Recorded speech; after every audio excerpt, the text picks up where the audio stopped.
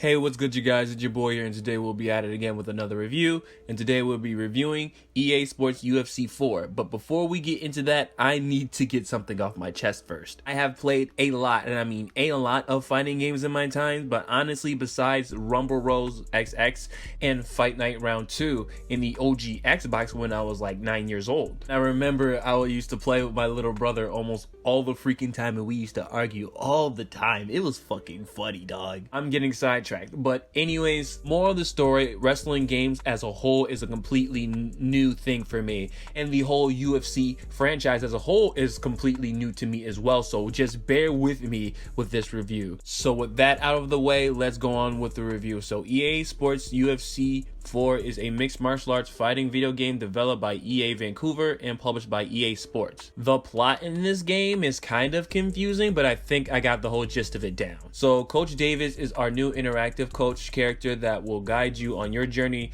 to the top UFC. The whole goal of the career mode is to becoming the undisputed UFC champion, aka the GOAT. And the reason why I got confused by this is because it's completely up to you. It's your choice. So each decision that you make will affect your ascent to the top. So that is enough about the plot. Let's talk about the overall gameplay. I would like to start off with the character creator mode. So you could actually create your custom character, male or female. You could actually customize their weight, their height, what type of moveset do you like, and so much more. It's kind of cool. So not only that they actually brought back old mechanics from the past UFC games, they also actually made brand new mechanic systems as well. And for the sake of my insanity, I'm gonna put it all through a list. So they have fluid clinch control, takedown overhaul, high impact movements, they have a new submission system, a grappling assist, dynamic striking inputs, and devastating ground and pound, and so much more, in which made the game more intuitive, more authentic, and more exciting. And it was designed to be an onboarding experience to teach you the basics of the 4 MMA disciplines, which is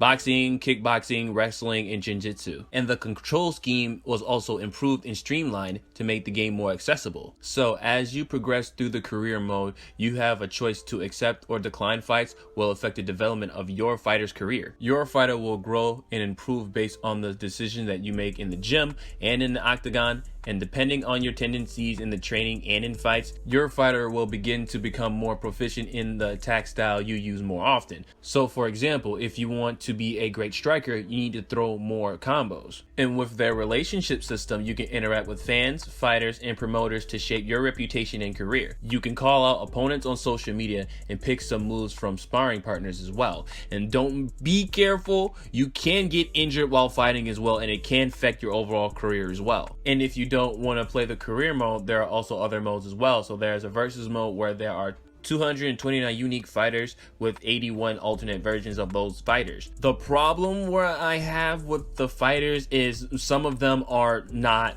balanced at all. Honestly, I don't know if it's me or not, but I feel that majority of the characters that they nerfed and buffed, it make me feel that they don't really have a good, like a real reason of why their character is the way that they are. A good example, Anthony Pentis is freaking OP, especially with his kicks. He'll freaking, once he kicks you in your body or in the head, it's all over. Another example, Ronda Rousey is just so freaking clunky for exactly no reason, and there's no reason of why the character is the way that they are.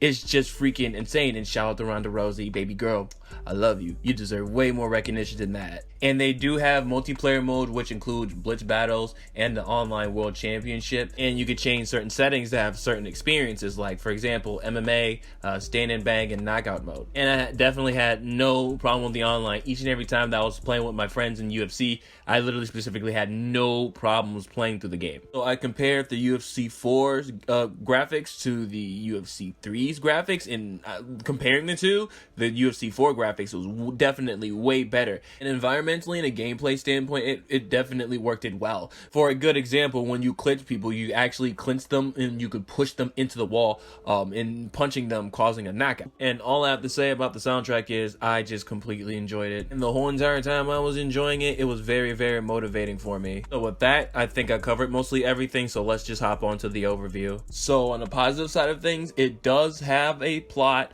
I definitely love the overall customization. The overall gameplay was just freaking fantastic. I love majority of the game modes that they have. The evolution mechanic I definitely like. The relationship mechanic I definitely like too.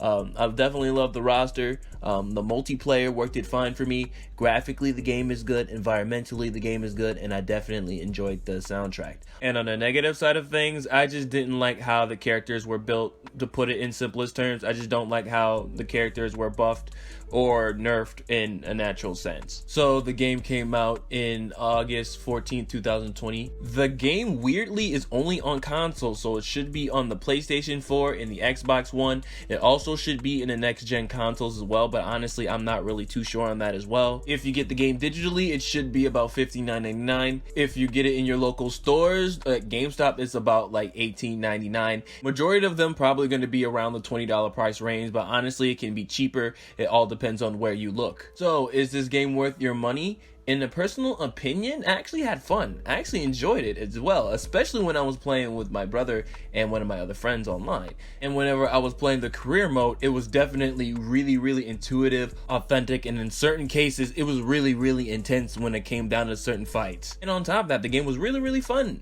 for me personally. So with that being said, I highly advise you guys to buy this game. This game is definitely worth your money. So with that out of the way, if you like this review, please don't forget to like, comment, and subscribe to the channel if you haven't subscribed to the channel yet. I do reviews, videos, PvP matches, streams, and more. And if you haven't yet, please don't forget to follow me on my Facebook page and my Twitch account because I stream on those platforms as well. Everything should be in the description box below, and I will catch you guys on the next review.